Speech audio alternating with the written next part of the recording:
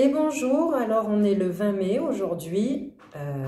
Comme je me suis aperçue, je vous ai dit ces dernières vidéos que le numéro de la vidéo, leur vibration correspondait totalement au sujet abordé. Du coup, je vais continuer dans ce sens. Vidéo 65. 65 qui a à voir avec les vibrations des mots argent, salaire, avoir.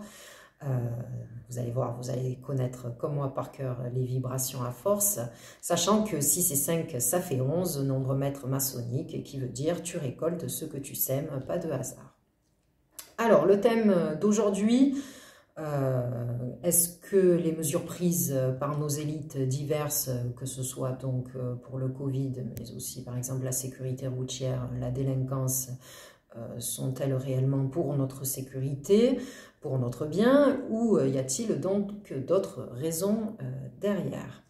Alors avant d'y venir, comme je vous parle depuis le début que tout est symbole et que ça se fait sous forme de nombres et aussi de forme géométrique pour parler donc de choses qui ne se voient pas, je fais référence à chaque fois à ce document maçonnique en ma possession qui parle donc de ces nombres et de leurs divers symboles. Je vais vous lire juste un petit paragraphe de la préface pour que vous compreniez comment ça fonctionne justement. Alors, l'expression symbolique se retrouve partout, sous toutes ses formes. L'une des raisons d'être du symbole, c'est qu'il permet d'aider l'homme à saisir certaines réalités de l'univers qu'autrement il n'arriverait possiblement jamais à comprendre. Le symbole est pour ainsi dire la partie visible de l'iceberg, le signe ou forme matérielle exprimant une réalité immatérielle. Il a ce pouvoir de nous relier directement à la réalité cachée et à ce titre, il agit comme un facteur de lien. En plus d'être un symbole, le nombre correspond aussi à une réalité agissante dans l'univers. Savoir lire les symboles, c'est savoir lire les tendances ou plus encore les forces mises en action. Le pythagorisme formulait pour sa part que chaque réalité, qu'elle soit abstraite ou concrète, est représentable par un nombre ou une équation. Alors, j'ai terminé pour ça. Et il y a un autre symbole qui a à voir justement avec le thème d'aujourd'hui, S de dollars. Donc, S pour commencer, les mots qui finissent toujours par un S, bien sûr il y en a beaucoup, mais en tout cas ceux qui ont à voir avec le Seigneur. Donc nous avons paradis, univers, Pâques. 2, je précise que S, c'est la 19e lettre donc de l'alphabet. Donc Covid-19, mais 19 qui a à voir, comme je vous l'ai montré, avec la gématrie donc de ADN, de Adam, âme, qui a à voir avec l'origine de l'humain. D'ailleurs, dans le document maçonnique que je vous ai dit, je vous ai montré que 19 est le symbole de fils de Dieu, donc ADN, fils de Dieu, oui, Covid-19, non. Donc dans les mots qui commencent par S, bien sûr, il y en a beaucoup, mais qui font référence du coup à fils de Dieu. Donc il y a du coup dans la matrice divine, sagesse, saint, seigneur, sourire, sentiment, sympa, saluer, secret, où j'ai mis avec un S rouge, parce que les secrets, s'ils sont entre de bonnes mains, oui, mais quand ils sont dans de mauvaises mains, c'est pas bon. Du coup, il y a aussi donc symbole, science et sang.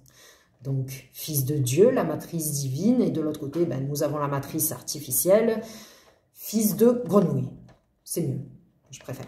Excusez-moi, mais il fallait que je trouve un truc, fils de grenouille. Donc, nous avons les mots comme secte, sorcellerie, sortilège, sorcier, souffrance, Satan, satanisme, sacrifice, où je précise juste que il est dit que Jésus a été crucifié un vendredi, donc le jour du jeûne, fils de Dieu. Bref. Voilà pour ça, en précisant que Dieu n'est pas contre l'argent, mais ce qu'il veut, c'est le partage, c'est logique, et il y en a assez, bien assez. Alors, nos élites, vu toutes les mesures différentes qu'ils prennent, comme je vous ai dit, est-ce que c'est vraiment pour notre sécurité ou c'est justement pour leur profit à eux? Donc, pour commencer, j'entends souvent parler de sécurité routière. L'autre jour, j'entendais à la radio que parce qu'il y a eu un accident et qu'il y a eu 2-3 morts, qu'à cet endroit-là, ils allaient renforcer la sécurité routière en mettant donc des contrôles de police. Alors, est-ce que les contrôles de police, certes, sur le coup, ça va faire réagir, mais pour 2-3 morts, combien de PV, d'amendes vont-ils distribuer? Alors, je continue avec ça, puisque moi, je précise donc derrière chez moi, il y a plusieurs endroits où il y a plusieurs feux, dont derrière la L2 qui est en train de se finir derrière. Donc, il y a plusieurs feux qui se succèdent et ils ne fonctionnent jamais. C'est des endroits très très dangereux où c'est que les voitures roulent vite. Derrière chez moi d'ailleurs, pareil, il y a un feu qui fonctionne quasiment jamais, où il y a une grosse intersection. L'autre jour, il y avait 3-4 voitures impliquées, où il y avait quand même des gens au sol, donc des accidents graves. Est-ce que nous, d'un côté, on se prend donc des amendes, soi-disant pour la sécurité routière, mais eux, quand on voit, sachant que je précise, depuis l'accident, je suis passé tout à l'heure, le feu ne fonctionne toujours pas. Et est-ce que eux se prennent des amendes quand on voit que justement le matériel, en plus qui ne fonctionne pas, ça fait plusieurs jours, et du matériel, on le sait très bien, qui souvent sont pris sur les impôts donc du peuple, quoi. Donc, et aussi, pas loin encore, dans le 14e arrondissement de Marseille, à côté de chez mon oncle à Sainte-Marthe, j'ai habité un petit moment là-bas, il y a une grande descente, ça fait un petit virage, mais qui est très dangereuse parce que les voitures roulent vite, il y a des grosses intersections où il y a plusieurs possibilités d'aller. Et du coup, là-bas, j'ai vu énormément d'accidents, que ce soit le jour, la nuit. J'ai assisté à des accidents très graves. À chaque fois, je me dis, mais qu'est-ce qu'ils attendent pour faire quelque chose, quoi? Alors, vous n'allez pas me dire encore, la solution, on va mettre des policiers, comme ça, ils vont mettre des amendes, ou on va mettre le radar, comme ils ont l'habitude de faire maintenant, les nouveaux radars. Non, non. Moi, je le vois, comme dans des rues, ils en mettent de partout, des dodanes. C'est pas vrai. Il y a des endroits même où on se demande à quoi ils servent les dodanes. Eh bien, je vous dis sincèrement, j'ai été à l'île de la Réunion, là-bas, il y a des dodanes de partout. Mettre la 3e là-bas, tellement, franchement, vous êtes content quand vous mettez la 3e, tellement c'est rare en ville, tellement il y a des dodanes de partout. Donc, pour moi, logiquement, on devait mettre là-bas, sachant qu'il y a déjà un feu tricolore, que ça ne change pas grand-chose, eh bien, un minimum des dodanes pour ralentir les voitures, pour moi, c'est logique. Donc, est-ce qu'ils sont vraiment inquiets pour notre sécurité? Eh bien, je continue. La prison en solution quasi tout le temps, quoi, pour les délinquants, pour les personnes qui peinent à survivre, qui des fois font de la délinquance, mais on sait que des fois ils nourrissent des familles entières. Donc, sachant que on entend toujours aux infos que eux, les élites, j'entendais encore ce matin Sarkozy, en plus qu'il y a l'histoire de cette valise avec Kadhafi, c'est des tournements de fonds, là il y a encore une histoire d'écoute, un coup c'est Sarkozy, un coup c'est Hollande, un coup c'est Ségolène Royal, mais ils ont toujours, et eux c'est des millions, des milliers d'euros qui détournent, et encore, c'est uniquement la partie visible de l'iceberg, parce qu'il y a des choses encore qu'on n'entend pas, qu'on ne sait pas. Donc, eux, ils sont toujours dehors, ils sont toujours tranquilles, et nous, pour le peu que certains survivent, on se retrouve en prison. Est-ce que c'est logique? Est-ce que c'est pas normal que le mal a grandi si l'injustice, elle grandit? Voilà. Donc, et cette prison aussi qui distribue aussi en solution aux mineurs. Alors bien sûr, je précise, puisque je l'ai vu, je le vois, j'y assiste, Il y a des éducateurs, bien sûr, ils ne donnent pas la prison de suite, mais si on regarde les chiffres en France, eh bien, il y a beaucoup de mineurs en prison, de jeunes mineurs, alors qu'on appelle délinquants, mais sauf que c'est des mineurs qui ont soif d'avenir, qui ont de mauvaises bases, où on est dans une société où on t'apprend qu'il faut consommer et que pas avant d'avoir 18 ans, tu ne peux pas avoir d'argent, tu ne peux pas te débrouiller tout seul. Donc, est-ce qu'il faut leur envoyer, comme je l'ai vu il n'y a pas longtemps, quand il y a eu une descente, là, il y a eu 4-5 camions de CRS, une trentaine de CRS armés jusqu'aux dents devant des gamins de 13, 14, 15 ans. Ils sont une dizaine, ouais, des fois, ça part en bib. Et ouais, des fois, ça part en bib. C'est rare, il en arrive qu'il y en ait un qui ait une arme. Eh bien, ouais, des fois, il y en a, ils pètent les plombs parce qu'ils cherchent à survivre. Ils cherchent, quand ils voient leur mère galérer ou leur frère galérer, il faut qu'ils trouvent un moyen et ils le trouvent comme ça. Donc, la solution, c'est est-ce qu'on va toujours envoyer des flics, sachant que le fléau continue et grandit, ou alors on va trouver l'origine du mal, là aussi, sachant que on le sait. Le but est de redonner envie à ces gamins qui sont pour la plupart déscolarisés, envie de retourner à l'école. Donc ces écoles où c'est qu'on leur dit reste assis, pas bouger toute la journée. Non, ça, il y en a qui sont pas faits pour ça. Et ça a été prouvé aussi, on le voit avec les animaux sauvages que l'on dresse de façon ludique, avec l'amusement, la récompense. C'est ainsi aussi que l'on doit donner envie à nos enfants et même les plus délinquants de re-rentrer dans un système scolaire normal et avoir une sociabilité normale avec tout le monde et pouvoir grandir à chaque étape, quoi. Vous vous rendez compte, à 13 ans, ils se retrouvent en prison? Je sais pas, c'est des bébés, quoi. Je sais pas. Alors, ensuite, autre chose qui est importante, la santé. Alors, d'un côté, on montre tous les progrès qu'il y a, et de l'autre côté, on a la moitié de l'humanité qui carbure sous cacheton. En parlant de cacheton, je vous parle de syndrome de Stockholm. Là, je vous disais que la dernière fois, j'ai été à la pharmacie là, pour prendre l'avion et prendre un cachet, la Xanax, que